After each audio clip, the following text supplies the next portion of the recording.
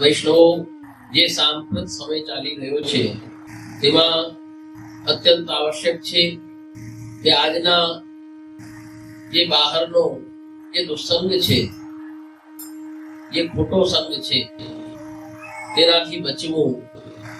જો ધર્મની રક્ષા કરવી છે, ભગવદ ભાવની રક્ષા કરવી છે, ભક્તિના બીજનું રક્ષણ કરવું છે, તો તેના માટે આવશ્યક છે વૈષ્ણવો કે જે ખોટો સંગ છે, દુસંગ છે, તેનો ત્યાગ કરવો જ પડશે.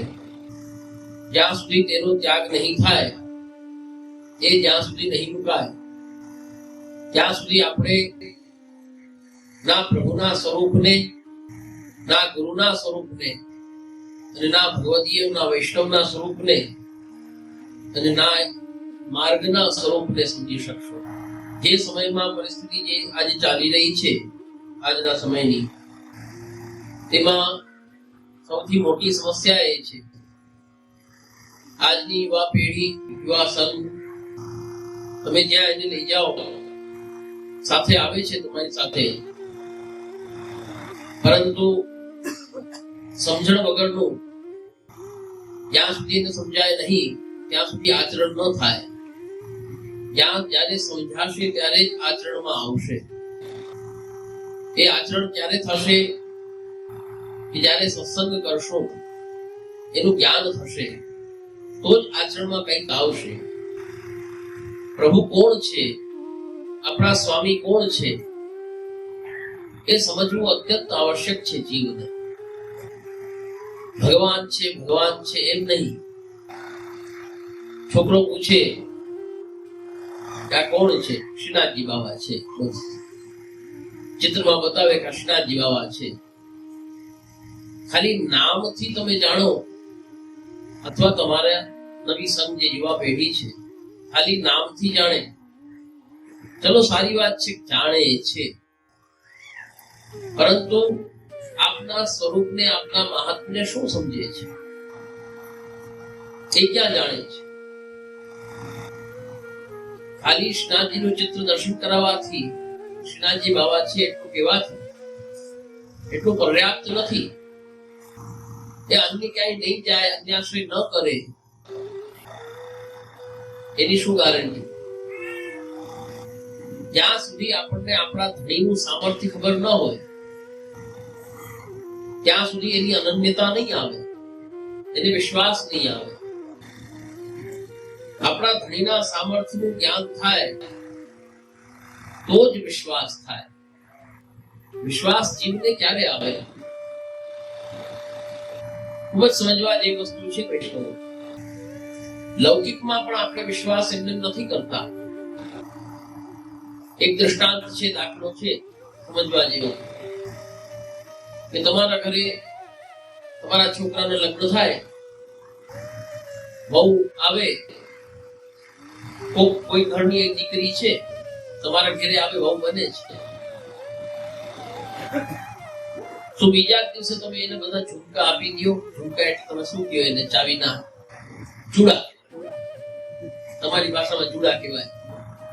બીજા દિવસે એને ચૂડા બધા આપી દો, અથવા ચૂડા ના આપો, તમે એને કયો બીજે દિવસે કે જ્યાં તિજોરી ખોલીને આ વસ્તુ લાયા કાઢી આવો. કેમ ના આપો? એવું જોઈએ ને. તમારી વહુ છે ભાઈ, તમારા દીકરાની વહુ છે, પણ તમે કહો નહીં. કેમ નાખો? જ્યાં સુધી તમને સંપૂર્ણતયા એના ચરિત્રનું, એના શીલનું, એના ગુણોનું, એના વર્તનનું, એના સ્વભાવનું, બધી વસ્તુનું જ્યાં સુધી તમને ધ્યાન નથી, ત્યાં સુધી તમે વિશ્વાસ નથી કરતા. વિશ્વાસ શું છે? કરવાથી થાય છે ને. વિશ્વાસ કરવાથી જ થાય, પણ એના માટે જરૂરી છે, આવશ્યક છે, એના માટે જાણવું જરૂરી છે, એનું જ્ઞાન જરૂરી છે. જાણીએ તો જ વિશ્વાસ આવે, અન્યથા વિશ્વાસ ના આવે. આજ તમે નદીમાં નહાવા જાઓ, ભલે તરતા આવડતું હોય, બહુ મોટા તૈરાક ના હોય, થોડું ઘણું તરતા આવડતું હોય, નદીમાં નાહવા જાઓ અને એક સ્વિમિંગ પુલમાં જાઓ, કેટલો તફાવત છે. સ્વિમિંગ પુલમાં તળિયો દેખાય તમને, ક્યાં કેટલું ઊંડું છે, નીચે કકરા પથરા છે કે નહીં બધી ખબર છે, કાંટા છે કે નહીં, કાદવ છે કે નહીં બધું જ તમને ખબર છે. કોઈ કેસે ઠેકડો મારી જાય, ફટ ઠેકડો મારી, એટલે કોઈ નદીમાં ઠેકડો મારવાનું કહે તો ઘડીકમાં ઠેકડો મરાય નહીં. નીચે શું હોય કેને ખબર થાય. શું છે આ? જાણકારી ને વિશ્વાસ. બીજું શું છે? જ્યાં સુધી આપણને જાણકારી નથી, જ્ઞાન નથી, ત્યાં સુધી કોઈ દિવસ ક્યારેય પણ આપણને વિશ્વાસ નહીં થાય. અધીવા જેવી વાત છે. તમે જાણશો તો જ વિશ્વાસ કરશો. આ તો મેં એક કન્યાનું આપ્યું એટલા માટે કે પરઘરની છે, પરઘરની સ્ત્રી છે. એ તમારે ઘરે જ્યારે આવે છે ત્યારે પ્રથમ દિવસે અથવા દ્વિતીય દિવસે તમે એને એટલો વિશ્વાસ એના ઉપર નથી મૂકી શકતા. અને એક દિવસ એવો આવે છે જેથી બધું જ એના જ હાથમાં હોય છે. તમે પોતે ચાલીને બધું જ એને સોંપી દો છો. વહીવટ આખો ઘરનો એ સંભાળી લે છે. એ જ સ્ત્રી છે. સ્ત્રી થોડી બદલી ગઈ છે.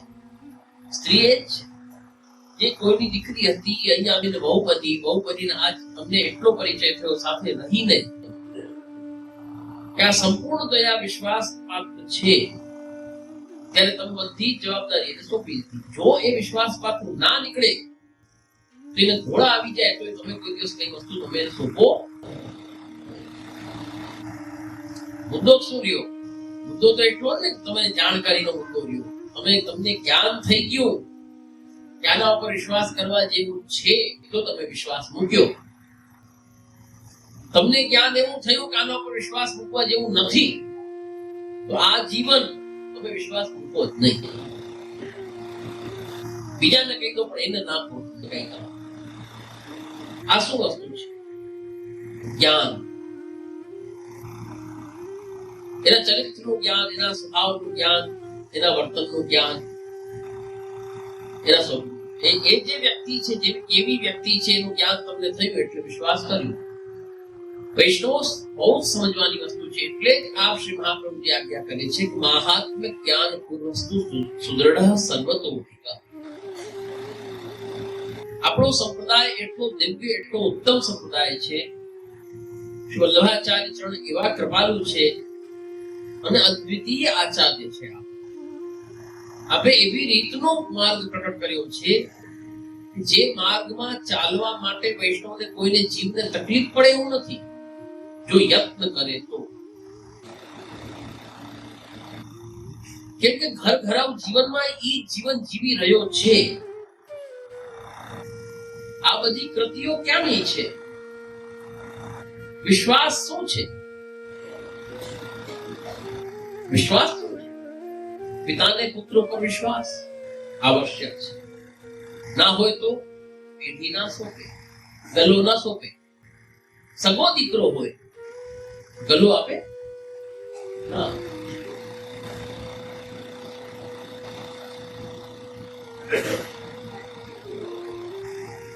હું ના ભૂલતો હું તો મારી ભૂલ ન હોય તો રાજા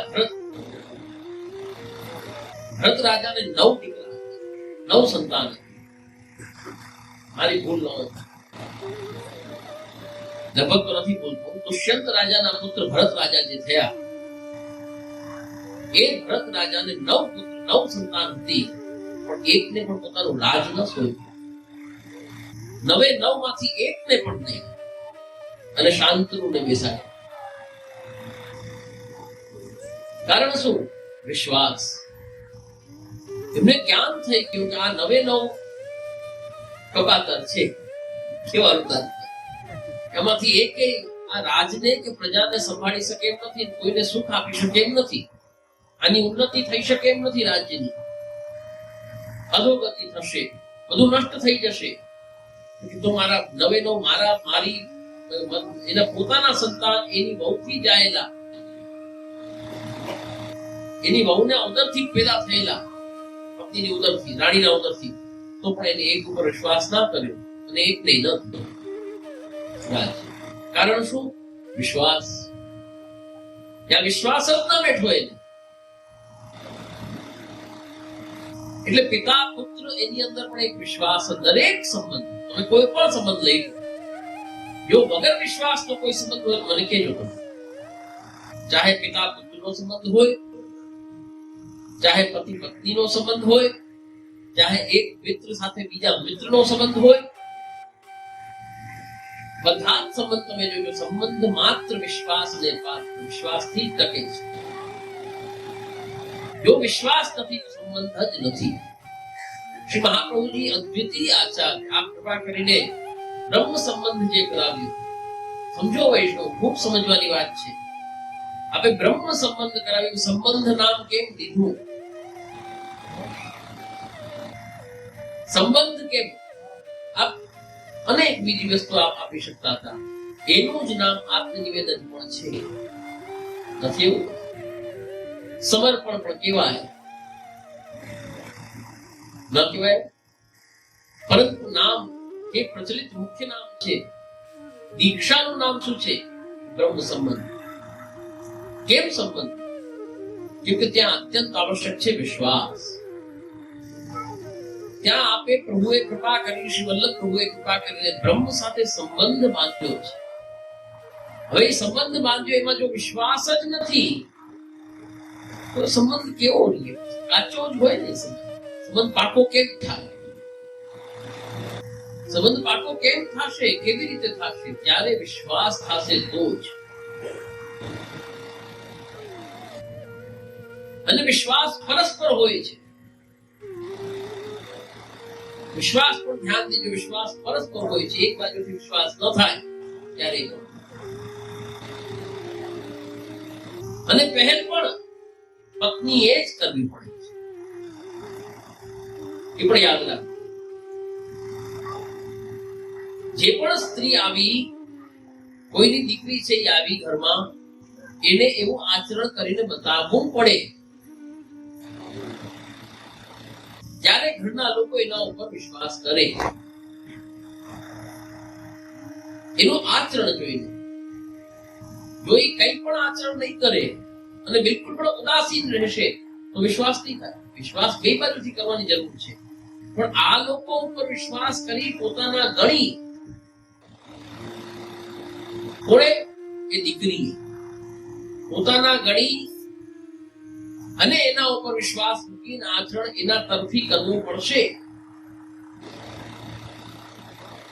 પહેલાનો સમય હતો એવો કે જ્યારે પિતા એને વરાવતા દીકરીને, ત્યારે એને કહી દેતા, હવે તારું બેટા, તારો જે કઈ છે એ જ છે, બસ આ ઘર ભૂલી જાજે. એટલે તમારામાં કહેવાય લૌકિકમાં, દીકરી તો પારકી કહેવાય. પછી બીજી વાત નહીં. હવે તારે સુખ દુઃખ બધું ત્યાં જ, તારે જે કઈ પડે તારે જોવાનું,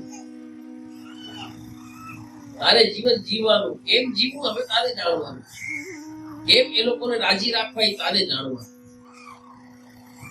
હવે નો સમય નહીં. હવે કલિકાલ આવી ગયો, હવે ફરક પડી ગયો. આ સંસ્કૃતિની અંદર ફરક પડી ગયો. હવે દીકરીને થોડીક કઈક ભીડ પડે, કઈક સમસ્યા આવે, આવે ના આવે એ વસ્તુની વાત અલગ છે. આવી છે કે નથી આવી વાત અલગ છે. પણ દીકરીને ખાલી એવું લાગે કે મને સમસ્યા આવી અને એ ફોન કરે બાપુજીને. એક તો આ બહુ ઝંઝટ થઈ ગઈ ને ફોનની. પેલા એટલું જલ્દી કોમ્યુનિકેશન ન થતું, એટલે વાત કઈક ઊભી થતી તો પાછી દબાઈ જતી. કેમ કે વાત કેવા જવામાં વાર લાગી જાય. પોતાના મા બાપ કે પાસે જાય, વાત કરે અથવા પત્ર લખે, પત્ર પૂગે, ત્યાં લગીને બહુ મોડું થઈ જાય.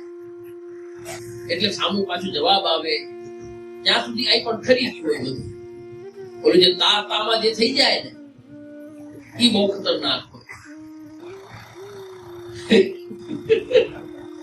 એટલે ત્યારે ગુસ્સામાં જે કઈ પગલું ભરવાની વાત આવે, એ જ્યાં સુધી પાછી એની પત્ર આવે ત્યાં સુધી તો ઓલી દીકરી કે હવે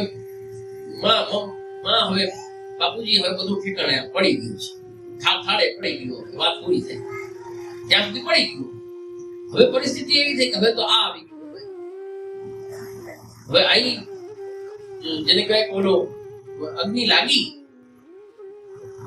અહીં જેમ પેટે અને ત્યાં ફોન જાય એટલે કે દીકરી ચિંતા કરતી નહીં, ઘરના દરવાજા ખુલ્લા છે, આવતી રહેજે. એક ક્ષણ ચિંતા કરતી નથી. હવે આ જો માતા પિતા માથે લઈને જો અગર આવી શિક્ષા દેતા હોય, આવા સંસ્કારો પોતાની દીકરીને આપતા હોય, તો કોનું ઘર કોનું ઘર સુરક્ષિત રહેવાનું છે? પછી તો ભાંગવાના જ હોય ને ઘર, પછી હું બાકી રહે. કહેવાનો તાત્પર્ય વસ્તુ સમજવાની છે આ બધી વસ્તુને, કે દીકરી પણ જયારે આવતી ત્યારે પિતા એને કહી દેતા જે કઈ છે બેટા તારું એ જ છે. હવે એટલે ત્યાં આવે એટલે બધા લોકોનો વિશ્વાસ જીતવો, બધાને પ્રિય થઈને રહેવું, એ બધું એનું આચરણ બતાવે.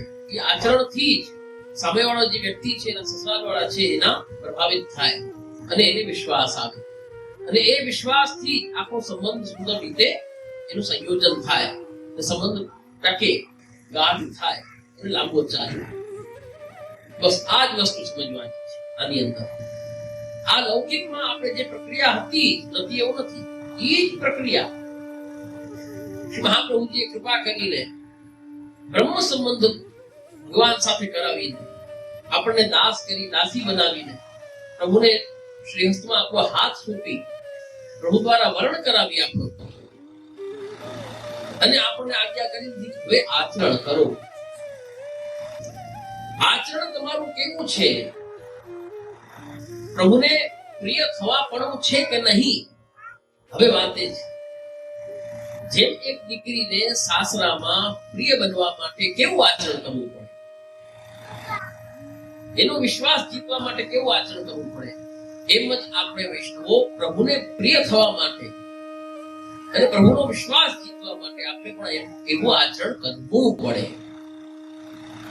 એ આચરણ કરશું તો જેમ આપણે પહેલા વિશ્વાસ પ્રભુ ઉપર કરવાનો છે, પ્રભુ આપણી ઉપર વિશ્વાસ કરશે કે આ ભક્ત મારો જ છે, ક્યાંય નહીં. એટલું આપને જયારે આપણા ઉપર વિશ્વાસ થઈ જશે તો અનન્ય બનાવશે. એમને અનન્ય ભક્ત ન થાય, એમને અનન્યતા ના પ્રાપ્ત થાય, ન કેળવી શકાય, પણ ત્યારે કેળવી શકાય. એના માટે જરૂરી છે આપણને શ્રી મહાપ્રભુજી આજ્ઞા કરે છે મહાત્મ્ય જ્ઞાન પૂર્વસ્તુ દૃઢ સર્વતોધિક, કે એ પ્રીતિ પ્રભુમાં ક્યારે થશે, એ ભક્તિ કેમ કરી શકશો કે જ્યારે તમને મહાત્મ્યનું જ્ઞાન થશે. મહાત્મ્યનું જ્ઞાન જો પ્રભુના થાય, પ્રભુના સ્વરૂપનું થયું, તો જ તમને વિશ્વાસ આવશે કે મારો ધણી જે છે સર્વભુવન સમર્થ છે, કર્તુમ અકર્તુમ અન્યથા કર્તુમ છે, સર્વતંત્ર સ્વતંત્ર છે, એ બ્રહ્મથી પર કોઈ છે જ નહીં. શ્રી ગોવર્ધન ધરતી ઉપર કોઈ નથી. જ્યારે કોઈ જ નથી ગોવર્ધન ધરતી ઉપર, તો નાની મોટી કોઈ પણ પ્રકારની સમસ્યાઓ આવી આપણને બીજે જવાનું કશું ક્યારેય કેમ મન થશે? વિચાર કરો,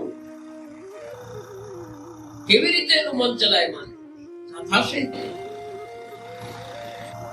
અન્ય આશ્રય કરી જ નહીં શકે. પણ એના માટે વૈષ્ણવ જરૂરી છે મહાત્મ્ય જ્ઞાન. ખાલી શ્રીનાથજી બાવા છે, શ્રીનાથજી બાવા છે, શ્રીનાથજી બાવા છે બતાવવાથી કઈ નહીં થાય. સમજવાની વાત છે. પણ શ્રીનાથજી બાવાની સામર્થ્ય શું છે? આપ શ્રી ગોવર્ધનધર કોણ છે? આપની શું લીલાઓ છે? અરે ખાલી ગોવર્ધન ધરણ આપનું જે નામ છે એ નામ તમે બતાવો છો, પણ એ નામ લીલા સાથે જોડાયેલું છે. એ લીલાનું અવગાહન કે ચિંતન પણ એને કરાવો છો. જો એને ચિંતન પણ કરાવો તો એને ખબર પડે કે ગિરિરાજને ધારણ કરવા વાળા ગોવર્ધનધર છે, જે કોઈથી સંભવ નથી, કોઈ કાળે કોઈ ન કરી શકે એવું કાર્ય આપ કરી શકે છે. એવી તો અનેક લીલાઓ છે, એવા અનેક નામ છે. નામાન્યનંતસ્ય યશોંકિતાનિ શૃણ્વન્તિ ગાયન્તિ ગૃણન્તિ સાધવઃ. અનંત નામ છે આપના. જેટલી લીલાઓ છે આપની લીલાઓ છે, એ લીલા સંબંધી અનેક નામ આપના થયા છે. પણ સમજવાની વાત એ છે કે આપના સ્વરૂપનું જ્ઞાન, મહાત્મ્યનું જ્ઞાન એ આપણા માટે વૈષ્ણવો અત્યંત આવશ્યક છે. આજની પેઢીને ખાસ કરીને જે નવી સંઘ છે એને ખાસ તમે આ વસ્તુને સમજાવવાની જરૂર છે. જો તમે ના સમજાવી શકતા હો તો એને ગુરુ ઘરે લઈ જાઓ, ગુરુ ઘરમાં ગુરુદેવ પાસે લઈ જાઓ અને ત્યાંને આ વસ્તુનું જ્ઞાન થાય એના માટે એને સિંચન કરાવો, એને જ્ઞાન તો ક્યારેય પણ કોઈ સમસ્યા નહીં. પણ વૈષ્ણવ જો વિશ્વાસ જ નહીં હોય તો કાર્ય કેમ થશે? અને વિશ્વાસ જ્યારે સ્વરૂપ જ્ઞાન થશે તો જ વિશ્વાસ થશે. પ્રભુનો સ્વભાવ છે, આપણા જે પ્રભુ છે એમનો સ્વભાવ છે કે પ્રભુ આપ જોવે છે કે જીવ અનન્યાશ્રય છે કે અન્યાશ્રય છે. જો અનન્યાશ્રય જીવ હોય તો પ્રભુ એની ઉપર ઢળી પડે છે. કઈ બાકી રાખતા નથી કૃપા કરવામાં, ઢળી પડે છે. જેમ ભક્ત કહે એમ રહે છે. ભક્તને વશ થઈને રહે છે. વિરુદ્ધ ધર્માશ્રય પ્રભુ છે, આપણા વિરુદ્ધ ધર્માશ્રય પ્રભુ. એક જ પ્રભુના બે સ્વભાવ છે. આપણા જ પ્રભુ ગોવર્ધનધર એમનો સ્વભાવ એવો છે કે ઢળી પડવું, ભક્ત કહે એમ કરી લેવું, ભક્તને વશ થઈ જવું એ બ્રહ્મનો સ્વભાવ છે. પણ જ્યારે અનન્ય ભક્ત હોય તો, જો અન્યાશ્રય હોય, આપ જોવે કે જીવ અન્યાશ્રય છે તો પ્રભુ ઉદાસીન થઈ જાય. શિક્ષાપત્રની અંદર શ્રીરાય આજ્ઞા કરે છે કે આપ એવા જીવથી આપ ઉદાસીન થઈ જાય કે જીવ ભક્ત વિનંતી કરે, કઈ પણ કરે, પ્રભુ આપ ઉદાસીન અવસ્થા એને કહેવાય કે આપને કઈ ફરક જ ના પડે, જોવે જ નહીં, એમ વિરાજે છે પણ કઈ સંભળાય નહીં. ઉદાસીનની સ્થિતિ એવી હોય, માની લો સાંભળ્યું તો પણ કઈ કરવાનું મન ન થાય. ઉદાસીન કોને કહે? આપણને કોઈ કહે ભાઈ આ કરી દે તો આપણે બેઠા ને મન ન થતું, એ ઉદાસીનતા આવી, કરવાનું મન ન થાય. આપણા પ્રભુ જે છે એ પ્રભુ એવા છે કે અનન્ય પ્રેમી છે, અનન્ય ભક્તના પ્રેમી છે. જે અનન્ય હોય એના પ્રભુ છે. અન્ય દેવી દેવતાઓ જેમ આપનું નથી, અન્ય દેવી દેવતાનો ક્રમ એવો હોય કે ભાઈ જે જ્યારે જેને પૂજે, જે જ્યારે જેને મંત્રથી આહ્વાન કરે, વિસર્જન કરે, અને જ્યારે જે માંગે એના હાથમાં જેટલું આવતું હોય એટલું એ દઈ દે. અને સંબંધ છેડવા એને ખબર હોય કે કાયમ મારી પાસે ટકવાનું નથી, આજે અહીં આવ્યો છે કાલ બીજે જશે, એને બધી ખબર હોય. પણ એ બધા દેવી દેવતા એવા જ હોય, એને એવી અપેક્ષા ના હોય કઈ વ્યક્તિથી કે આમ આ રોજ થઈને રહે. પણ આપણા પ્રભુ તો એવા છે, એવા છે પ્રશ્નાર્થ ચિહ્ન લગાવવાને આપણે સમર્થ નથી. આપણે એવું ના કહી શકીએ કે આપણા પ્રભુ એવા શા માટે, એ કોઈ રાઈટ આપણને નથી કે આપણે આપણા પ્રભુને એવો પ્રશ્ન કરીએ. છે એવા મુક્તિ પુરુષોત્તમ એવા જ છે, એમનો સહજ સ્વભાવ એવો છે કે અનન્ય ભક્ત જે હોય એના પ્રેમી છે, એવો જ જોઈએ છે. એટલે જ આ આજ્ઞા કરે છે કે સર્વધર્માન પરિત્યજ્ય મામ એકમ શરણમ વ્રજ. ત્યાં એક શબ્દ કહીને ભગવાન ગીતાજીની અંદર સ્વયં પોતે શ્રીમુખે આજ્ઞા કરી ગયા કે બધા જ ધર્મોને છોડી સર્વધર્માન પરિત્યજ્ય મામ એકમ શરણમ વ્રજ. મારી એક નીચ શરણ આવો. એક કેમ કીધું? મામ શરણમ વ્રજ, બસ મારી શરણમાં આવો નહીં. મામ એકમ, એક નો મતલબ તમે જાણો છો કે એક એટલે શું હોય. એકની સંખ્યા તો કોઈને બતાવવી પડે એમ નથી. એકની સંખ્યા કોને કહેવાય? એક એટલે એક, બે ના આવે, બીજી વાત જ ના આવે તો જ એક કહેવાય. બીજાની ગંધ આવી જાય તો એ એક ન કહેવાય. એટલે આ આજ્ઞા કરે અન્ય સંબંધ ગંધો ગંધરા મેવ બાધતે. અન્ય સંબંધની ગંધ પણ આપને પસંદ નથી. બીજાના સંબંધની ગંધ પણ આવે એ પણ આપને પસંદ. એવા અનન્ય વ્રત છે આ. માત્ર ને માત્ર એક જ. બીજી વાત તો વૈષ્ણવો સમજવાની આવશ્યકતા એ છે કે જે આચરણ જે જીવો કરી રહ્યા છે એને જ્ઞાન ક્યારે થશે, કેમ થશે? ભાઈ સત્સંગ કરશે તો જ્ઞાન થશે. તમને પ્રભુના સ્વરૂપનું જ્ઞાન થશે કે એવા સમર્થ ધણી છે, એમનો હું સેવક છું, એમનો હું દાસ, મારું વરણ એમણે કર્યું છે, એમણે મારો હાથ પકડ્યો છે. તો જીવની પોતાની તમને જ્ઞાન થશે, જીવના સ્વરૂપનું તમે કોણ છો. જે આજના સમયનો જે દુસ્સંગ છે, જે સૌથી મોટી સમસ્યા બનીને બેઠો છે, પરિસ્થિતિ એવી છે કે બધા પોતપોતાની કોઈ વ્યાપારમાં, કોઈ નોકરીમાં જો ઉદરપૂર્તિ, ઉદરભરણાર્થે કંઈક ને કંઈક કરવું તો પડે. ઉદરપૂર્તિના ઉપાર્જન તો કરવા પડે. એ ઉપાર્જનમાં બધા લાગેલા છે. હવે ત્યાં 50 પ્રકારના માણસો તમને મળતા હોય, 50 લોકોનો સંગ થતો હોય તમને, એવું તમે કહી ના શકે બધું છોડી દો. જોકે અવ્યાવ્રત જે છે એ સૌથી મોટો ધર્મ છે. અવ્યાવ્રત થઈને સેવા કરવી એના જેવું તો ઉત્તમ કોઈ નથી. પણ એટલા ઉપર તો સ્થિતિ જેની હોય એ અવ્યાવ્રત થઈ શકે.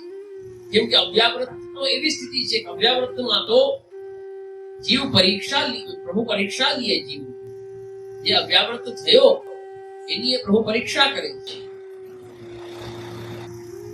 જો અવ્યાવ્રત થયા પછી એને કષ્ટ પડે, એને ભીડ પડે, અને ત્યારે પણ જો એ વિચલિત ન થાય, માત્ર ને માત્ર પ્રભુના ચરણારવિંદનું જ ધ્યાન રહે, એનું જ ચિંતન રહે, અને ત્યાં જ એક વિશ્વાસ અડગ રહે,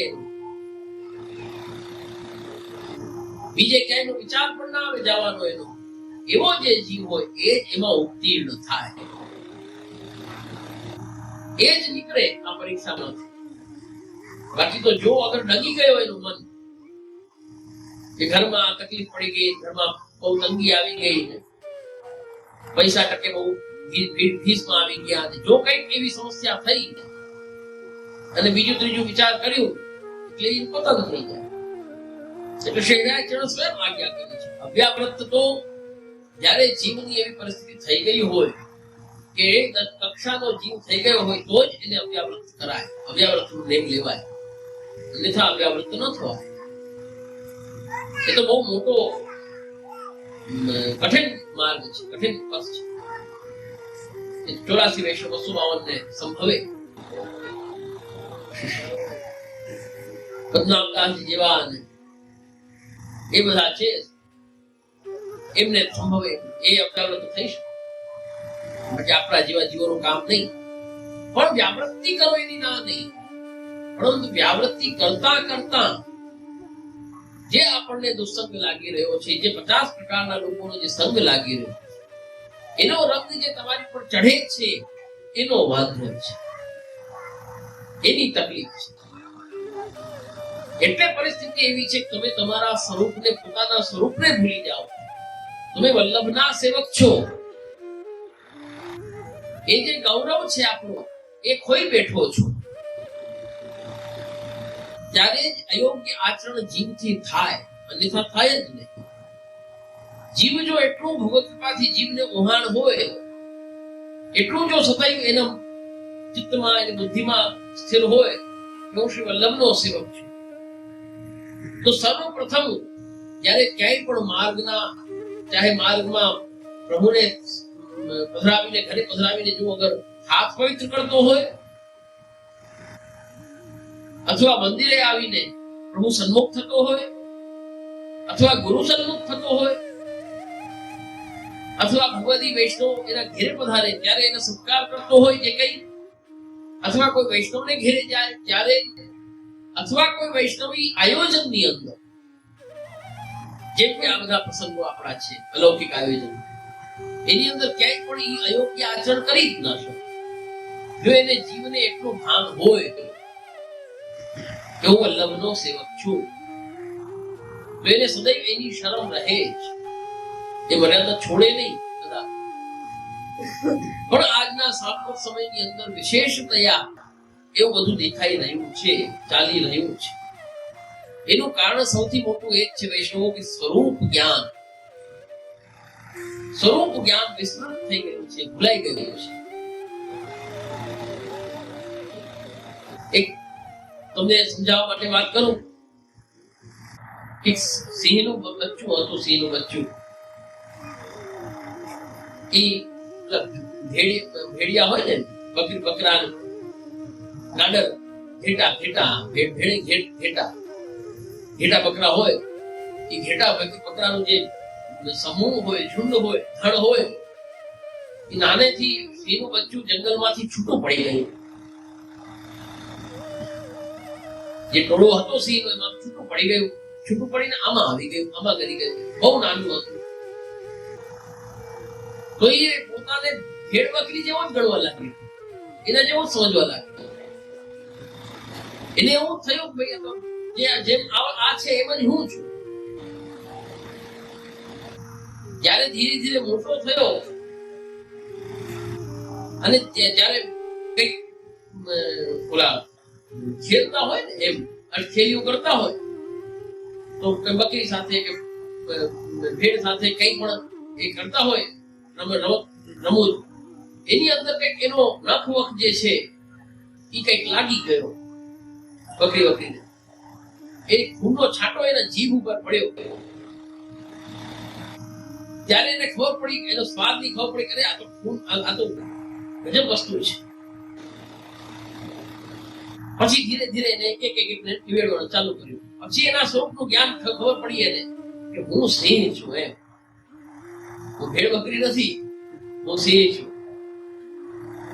પેલા તો ઓલો જે ગાંડરને સંભાળવા વાળો હતો એને પણ ચિંતા હતી નહીં કે એવી રીતે રહેતો, એને પણ ચિંતા હતી નહીં, ભલે પડ્યો. જયારે ખબર પડી કે આમાંથી ઓછી થવા લાગી, પછી થયું કે આ વાંધો છે, આને હવે અલગ કરવો પડશે, કેમ કે આને પોતાના સ્વરૂપનું જ્ઞાન થઈ ગયું છે. કહેવાનો તાત્પર્ય સિંહ જેવો સિંહ એ પણ જો ભેડ બકરીઓ સાથે રહે તો એ પણ પોતાના સ્વરૂપને ભૂલાવી દે છે, પોતાનું સ્વરૂપ એ પણ ભૂલી જાય છે. તો વિચાર કરો વૈષ્ણવો, એવી જ સ્થિતિ કઈક જીવની છે. આજે શ્રી વલ્લભનો સેવક એ સિંહ સમાન છે, સિંહસમ છે શ્રી વલ્લભનો સેવક. બધામાં અલગ કરી આવે એવો છે, પણ જો એવું એવી રીતે વર્તન કરે તો, જો એવું વર્તન ના હોય, જો લૌકિક લોકો જેવું વર્તન તમે કરો, એની સાથે ઉઠો બેઠો, એની સાથે એના હાથની ચા પીવો, એના હાથનું પાણી પીવો, એના ગોળાનું પાણી પીવો, તો તમે એ વાત થઈ જવાની. જેમ તમારામાં કહે કે જેવું અન્ન એવું મન, જેવું પાણી એવી વાણી, તમને એવા કરી દે. પણ જો અગર આ વસ્તુનું તમને જ્ઞાન રહે કે હું કોણ છું, અહંકાર નથી કરવો વૈષ્ણવ, અહંકારની આવશ્યકતા નથી, પણ એનો ગૌરવ લેવાનો છે. મત નથી કરવો કે હું કોણ છું, એમ નહીં, પણ ગૌરવાન્વિત થવાનું છે. શ્રી વલ્લભનો સેવક છું, શ્રી વલ્લભ મારા ગુરુ છે.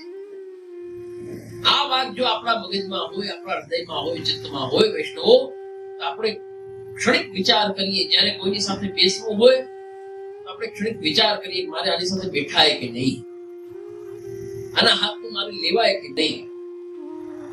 જે તમને એક ક્ષણ વિચાર નથી આવતો, એક ક્ષણિક તમને વિચાર આવવા લાગે,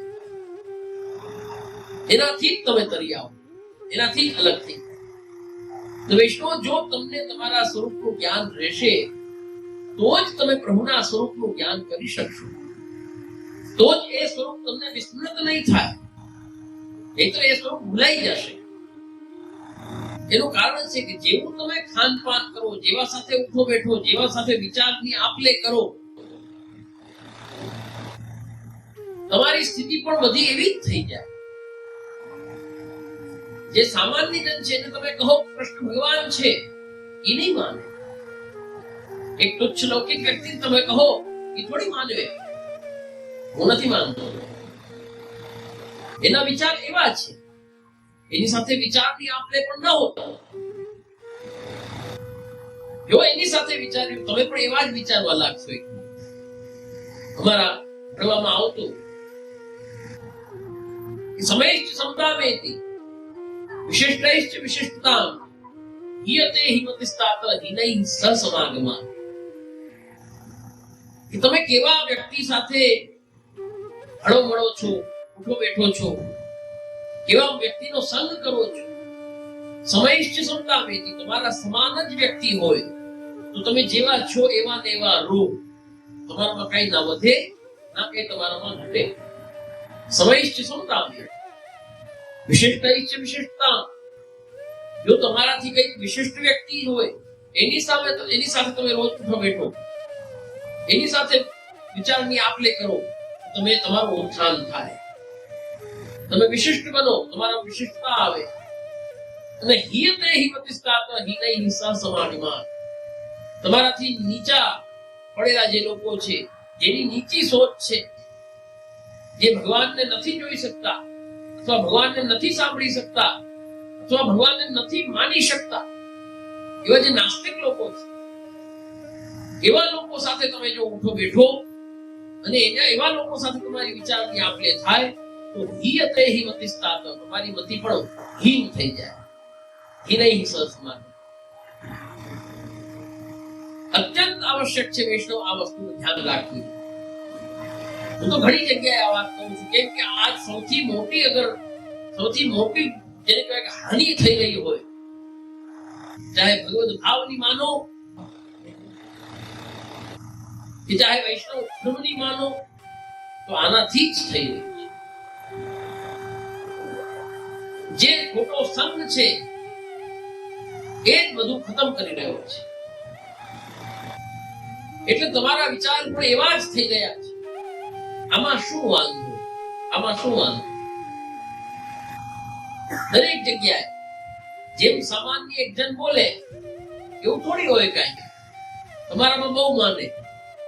તમે કોઈ જો અન્ય માર્ગી સાથે બેસી જો, તમને ખબર પડશે કે તમારામાં બહુ આમ છૂવાછૂત કરે, તમારામાં બહુ આ બધું રાખે, મોજા પહેરી ન જવાય, આમ ન કરાય, તેમ ન કરાય, બૂટ ચપલા. અરે એવું થોડી હોય.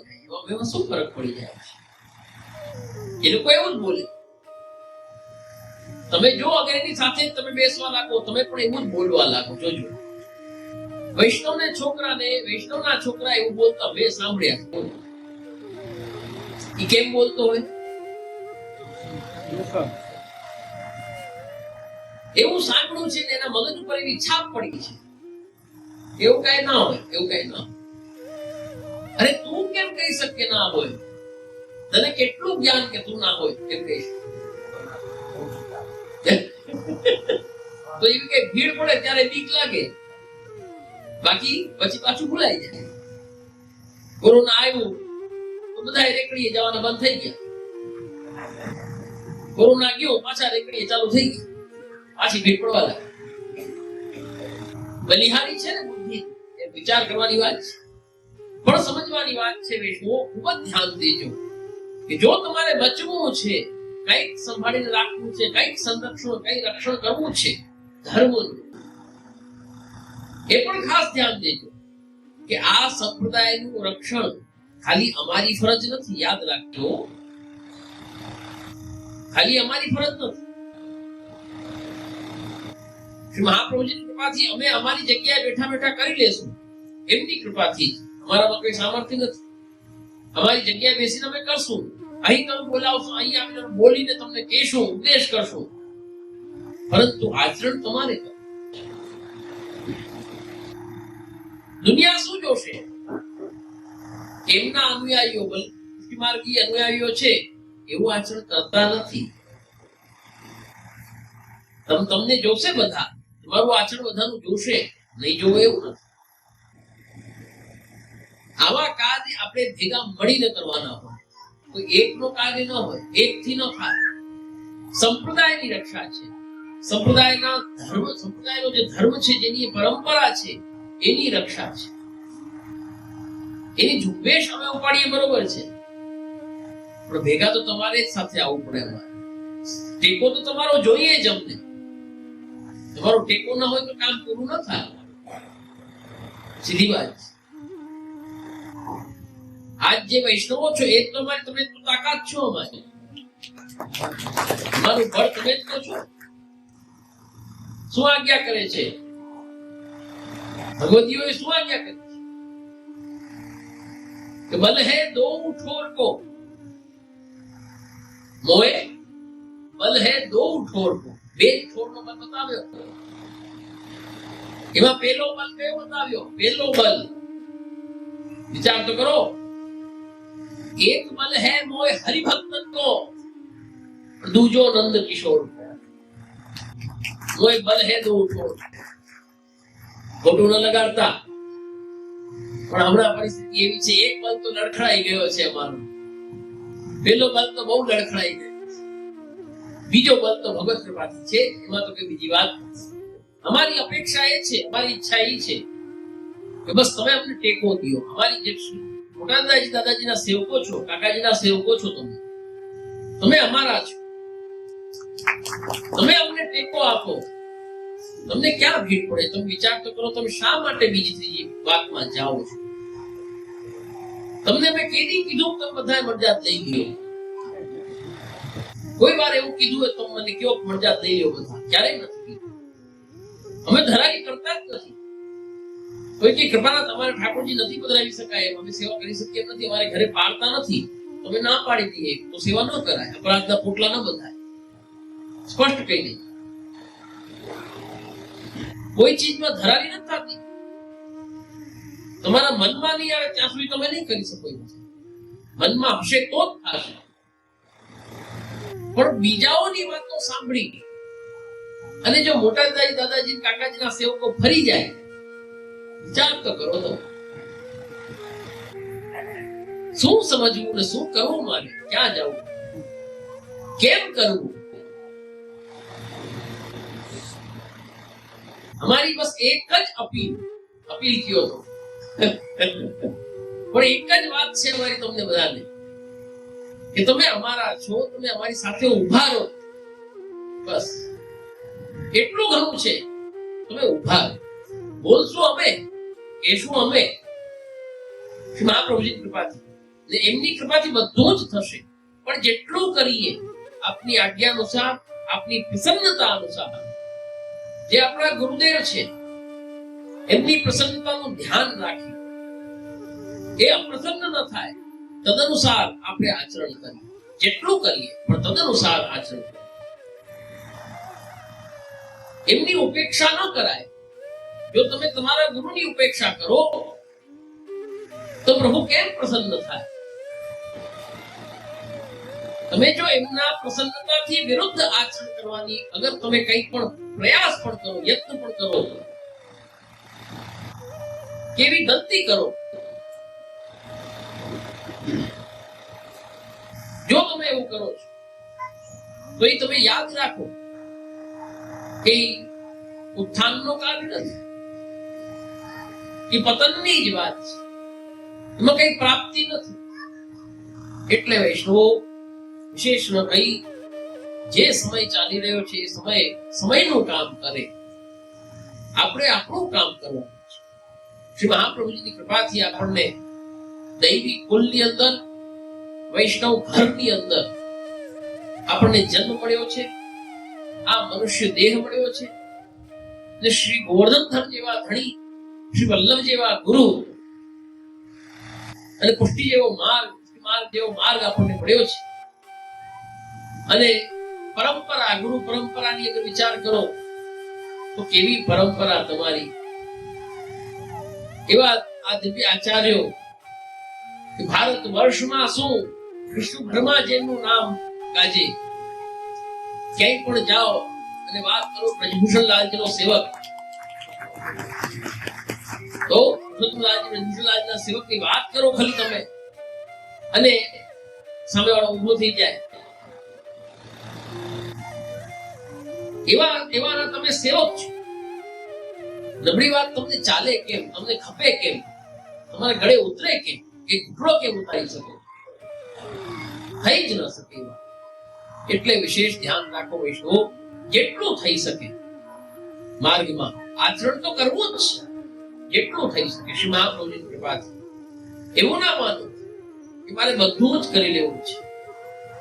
ભાઈ, યોગ્યતા વગર બધું નથી થઈ શકતો. તમે મનોરથ રાખો, મનમાં તાપ રાખો. એ તાપ અને મનોરથ એવી વસ્તુ છે કે ભગવત કૃપાથી તમને યોગ્યતા પ્રદાન કરશે. અને શનૈ શનૈ ધીરે ધીરે તમે જે આજે નથી કરી શકતા એ તમે કાલે કરી શકશો. વિશ્વાસ રાખો. વિશ્વાસ સૌથી મોટી વસ્તુ. એટલે વૈષ્ણવ વિશેષ ન કહી ભગવત ચરણામાં ચિત્ત રાખી ભગવત ભગવાનને ભગવત સેવા કરતા રહો. અને ખાસ ધ્યાન રાખો, જીવના સ્વરૂપનું સદૈવ ઓહાણ રાખો કે હું કોણ છું, એટલું મનમાં રાખો અને આચરણ કરો. એટલું કઈ મારો